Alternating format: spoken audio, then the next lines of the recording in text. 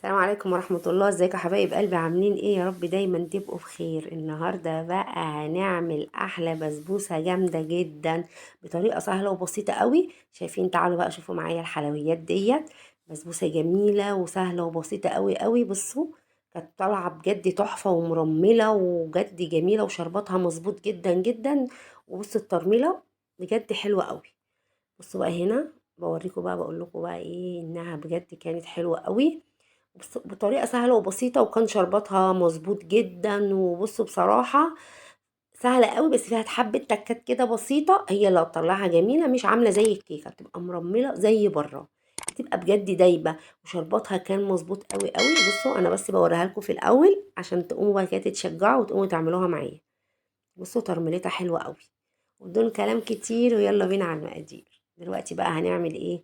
هنجيب كيس البسبوسه، هي هنعملها البسبوسه الاكياس العاديه جدا. مش هنجيب يعني مش هنجيب بقى اللي هي السايبه من عند العطار، لا لا، هو كيس في كل المكونات. اي كيس بسبوسه عليه كوبايه زبادي من السوبر ماركت، نص كوبايه سمنه. بس كده، هي دي البسبوسه بتاعتنا النهارده، مش محتاجه اي حاجه. بقيت المكونات ديت مكونات الشربات اللي انا هقوله لكم برضو، اللي لازم يبقى مظبوط عشان نطلع احلى بسبوسه. وعايزه معلقه سكر جلوكوز او عسل نحل او شربات تقيل زي اللي انا عاملاه. نص كوبايه سكر عليه كوبايه ميه يغلي على النار وبس كده. هيبقى احلى سكر جلوكوز عندك من البيت، مش محتاجه اجيب اي حاجه من بره. دلوقتي بقى هنجيب بوله وهنحط فيها. بصوا بقى يا حلوين يا مسكرين، هنعمل ايه؟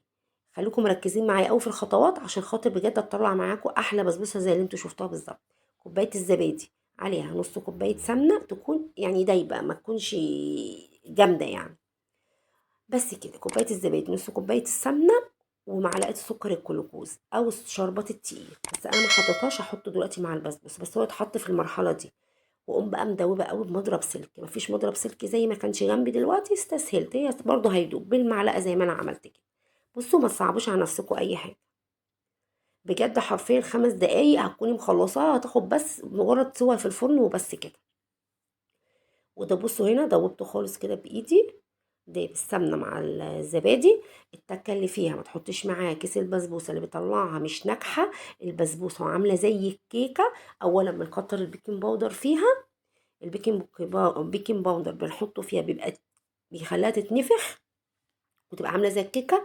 وبنقعد نعجن نعجن نعجن فيها، لا مفيش الكلام ده، هو زي ما دوبنا وبعدين نحط بقى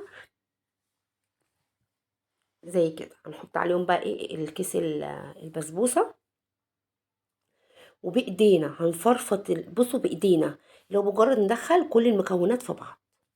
هنا بقى بقول لكم ان انا هحط المعلقه عشان انا في الاول نسيت اللي انا احطها. عايزه اقول لكم سهله قوي، مش محتاجه اي حاجه. بس كده، وهنعملها بقى بصوابع ايدينا يا دوبك كل بس المكونات تدخل في بعضها بس كده، وبسبوستي الجامده خلصت. عايزه اقول لكم بقى ما تنسونيش في الاشتراك في قناه حكاوي بسمه في المطبخ، وتعملوا لي اللايك الجميل بتاعكم والكومنت اللي انا بستناه منكم. بس كده، وهنقعد بقى كده هننزله. وطبعا بصوا تقيل ازاي، عمل زي السكر الجلوكوز بالظبط اللي احنا بنجيبه. بس هنقعد بقى نقلب يا دوبك ندخل المكونات في بعض بس كده. اوعي تعجني هتبوظ منك، بجد هي سهله قوي قوي. بس هي عايزه الواحد ياخد باله بس من الخطوات بتتعمل ازاي. بس كده انا كده خلصتها، مش محتاجه اي حاجه، مجرد ان المكونات تدخل في بعضها. بصوا هي ده الحجم بتاعها. عايزه اقول لكم هي كانت كتيره، مش عارفه البوله مخليها مش باينه خالص، هو الكيس اساسا. بس كده، هنجيب بقى صينيه. بصوا هو الصواني تبقى 3 احجام، كبير ووسط وصغير صغير، هي ده الحجم الصغير. لو عندك صينيه البسبوسه هيبقى مية مية، مفيش هنعمل باللي موجود عندنا في البيت. بس الصينيه مدهونه سمنه كويس قوي، واقوم بقى مفردينها في الصينيه كلها، وعلى درجه حراره متوسطه هندخلها الفرن. بس بسبوستي خلصت. ايه رايكم بقى في البسبوسه بتاعتي؟ سهله وبسيطه قوي، وتكاتها بصوا بجد حلوه قوي قوي. ابعت ابنك دلوقتي يروح يجيب لك كيس البسبوسه، كوبايه الزبادي، السمنه اكيد عندك في البيت، والسكر في بيت انك تعملي الشربات، واكلهم احلى بسبوسه جامده جدا. بس كده انا كده فردتها، بس لازم افردها كويس في الصينيه. هدخلها الفرن على درجة حرارة متوسطة، وأول ما ألاقيها احمرت من الأطراف هي كده خلاص اتعملت، أو طافية ومولعة الشواية. تاخد اللون الحلو اللي انتوا شفتوه دوت، وبتطلع مظبوطه قوي قوي. بس كده. عايزه اقول لكم بسيطه، مش مستاهله اي حاجه ولا صعوبه ولا اي حاجه. التكه التانية بقى، خليكم مركزين، انتوا شاطرين وانا عارف. هنعمل بقى الشربات. الشربات سهل قوي، ده بقى طريقه الشربات الخفيف لاي وصفه من الحلويات محتاجه شربات خفيف. هنعمل الخطوات دي. نجيب حله ناشفه تماما، نحط فيها كوبايه ونص سكر وكوبايتين ميه. ليه الحله ناشفه؟